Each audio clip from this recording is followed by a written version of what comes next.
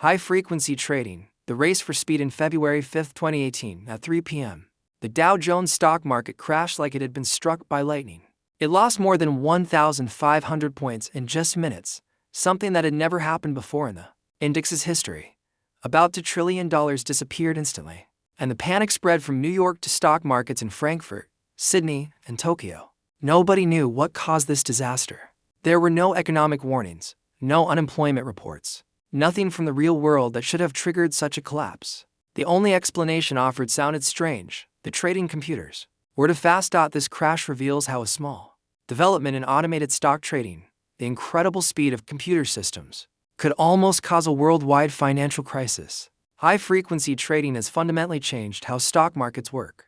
Unlike traditional long-term investing that stock markets were originally designed for, high-frequency trading involves holding stocks for just milliseconds, or even microseconds before selling them. The quality of the investment no longer matters. Only who can react the fastest. These trading systems are run entirely by computers, not people. They operate like warring robots, completely autonomous and programmed to make split-second decisions. High-frequency traders place their computers as close as possible to stock exchange computer systems in a process called collocation. Proximity and high-speed connections make all the difference in this game. Here's how it works. Imagine a pension fund wants to buy 600,000 shares at $99.50 each. Their order goes out to various stock exchanges. When the order arrives at the first exchange, a high-frequency trading system detects it immediately, thanks to its lightning-fast systems. The high-frequency trader can place its own orders for the same shares with all other exchanges faster than the pension fund can. The trader buys up all the shares at $99.50, then immediately sells them to the pension fund for $99.51 in just a few milliseconds. With no risk, the high-frequency trader has made $6,000. These traders don't need to be active in markets all the time. Their advantage works best during crises, disasters, or major political decisions that cause big price swings. Essentially, high-frequency traders benefit from chaos and are constantly waiting for the next crisis to occur. Originally, the intention was to use better prediction and faster infrastructure to make financial markets more stable. Instead, the opposite happened. Automation made them more vulnerable. The story begins in an unlikely place, the casinos of Las Vegas. In the late 1960s, scientists realized computers could increase their luck at gambling tables. Pioneers like Edward Thorpe and Blair Hull developed algorithms to count cards in blackjack. Doane Farmer took a different approach, focusing on roulette in the 1970s. This physicist discovered that if you know a roulette ball's current position and speed, you can predict where it will land. Farmer and his team built a computer to do this prediction in 1976, long before personal computers existed. Their device was worn on the body, batteries under the armpits, switches in shoes, wires running up and down, and an antenna around the shoulders. The antenna would transmit signals to a second person who would place the bets. They had about 10 seconds from when the dealer spun the ball until betting closed, and needed their prediction 4 to 6 seconds early to give the better time to place bets. While Steve Jobs and Steve Wozniak were creating the first desktop computer, Doane Farmer was building the first computer into clothing. Farmer became an icon for computer-based predictions. Eventually, the team decided their roulette winnings didn't justify the risks and returned to serious scientific work. Farmer went to Los Alamos to study weather prediction methods. Then the world of money changed dramatically. During the 1987 stock market crash, investors tried to dump their shares in panic. Their brokers eventually stopped answering frantically ringing phones. The authorities decided more trading should be left to computers because people simply weren't reliable enough. The New York Stock Exchange remained America's largest, but Chicago became the center of new financial technologies. The whole trading company pioneered big data and market predictions in the early 1990s. Like Farmer, founder Blair Hull had originally tested his mathematical skills in Las Vegas, counting cards at blackjack tables in the 1970s. He was among the first to recognize the potential of automated financial trading. Founding his company in Chicago in 1985, Chaim Bodick joined Hull's team in 1997. As quantitative analysts became highly sought after in Europe, the best came from Paris universities. Mathematicians and physicists like Stefan Tichit were welcome additions to the markets. Meanwhile, Farmer devoted himself to studying patterns that allowed predictions. He and his team expanded precise hurricane prediction timeframes from 2 days to 5, giving emergency services valuable time to evacuate people in danger. People kept asking Farmer if he'd applied his techniques to stock markets. He'd heard about the efficient markets hypothesis, which claimed stock markets were inherently unpredictable, a popular theory he didn't believe. In 1991, Farmer and Norman Packard left their jobs to start a company using computers to predict stock markets, calling themselves Prediction Company. They learned important lessons from roulette. You had to bet big, and to make a good model, you didn't need to predict very well. Being right 55% of the time with enough bets could generate good profits. Unlike casinos that could throw you out for winning, stock markets didn't kick you out for success. It took about 5 years to find something that genuinely worked consistently. But once they did, it worked very well. Prediction Company traded for about 25 years, eventually selling to UBS in 2006 for $100 million. Speed became essential not just for operating stock exchanges, but for all investors and traders. Those first to recognize price differences between exchanges could use this advantage to make lots of money. By the turn of the millennium, large banks realized they were falling behind.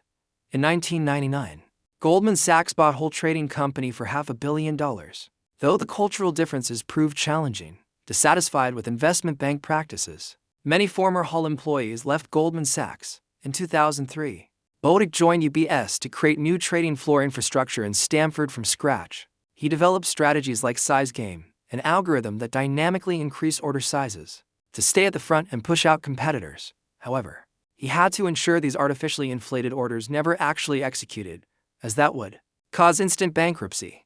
This created a dangerous game of chicken and hot potato, where firms quoted more than they should responsibly handle.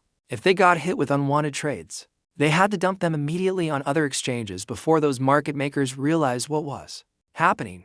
Bodick called it as stupid as you can get.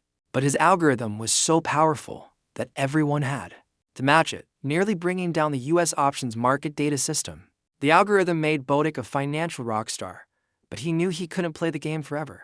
In 2007, he left UBS to start Trading Machines, designed to be an independent Ferrari of trading systems.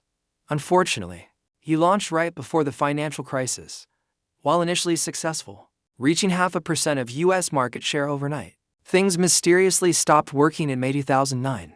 Bodick discovered his profits were disappearing as he kept redirecting trading toward less toxic exchanges. The last exchange to go toxic was Direct Edge.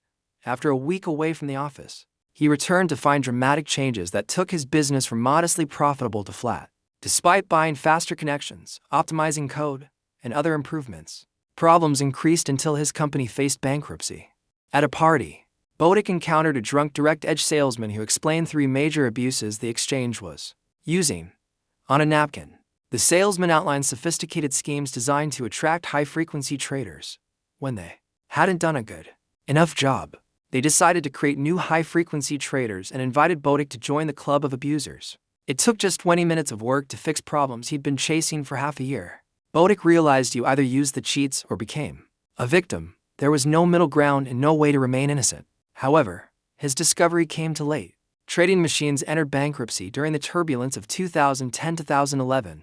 For the first time, Bodick confronted the realities of high-frequency trading, realizing that speed was often a red herring for various tricks the industry had developed to get ahead of others. The activities of high-frequency traders remained hidden until May 6, 2010, when something lifted the veil.